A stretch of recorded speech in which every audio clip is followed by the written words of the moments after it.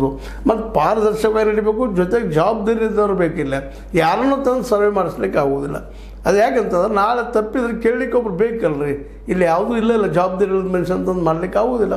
ಅವ್ರು ತಮಗೆ ಹೇಗೆ ಬೇಕೋ ಮಾಡ್ಬೋದು ಹೋಗುವಂಥ ಸಾಧ್ಯತೆಗಳಿರ್ತಾವೆ. ಅದಕ್ಕೆ ಇದೊಂದು ಏನಪ್ಪ ಅಂತಂದ್ರೆ ಭಾಳ ಕ್ಲಿಷ್ಟಕರವಾದ ಸಮಸ್ಯೆ.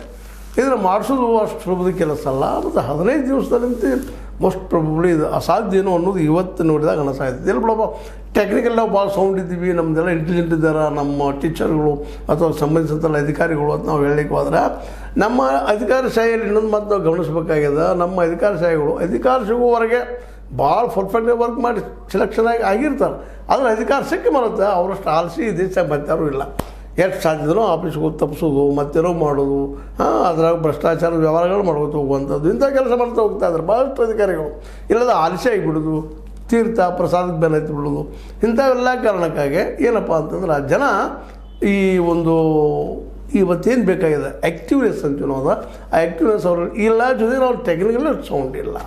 ಸ್ವತಂತ್ರವಾದ ಮೀಡಿಯಾಗೆ ಬೇಕಾಗಿರುವುದು ಸ್ವತಂತ್ರ ಧ್ವನಿ. ಆ ಸ್ವತಂತ್ರ ಧ್ವನಿ ಉಳಿಸಲು ನೀವು ಮಾಡಬೇಕಾದದ್ದು ಇಷ್ಟೇ. ಅದೇನಪ್ಪಾ ಅಂತಂತಂದ್ರೆ ನಿಮ್ಮ ಕೈಲಾದಷ್ಟು ಸಹಾಯ ಈ ಚಾನಲ್ಗೆ ಮಾಡಿ ಹಾಗೂ ನಿಮ್ಮ ಧ್ವನಿಯನ್ನು ಕಾಪಾಡಿಕೊಳ್ಳಿ ಅನ್ನೋದು ಅಷ್ಟೇ ಸತ್ಯ. ಸುಮ್ಮನೆ ನಾವೇನೋ ಬಾಬಾ ಹೇಳ್ಕೊಳ್ತೀವಿ ಶಿಗುರು ಆ ಗುರು ಈ ಗುರು ಅಂತೇಳಿ, ಅದು ಭಾಳ ಕಷ್ಟದ ಕೆಲಸ.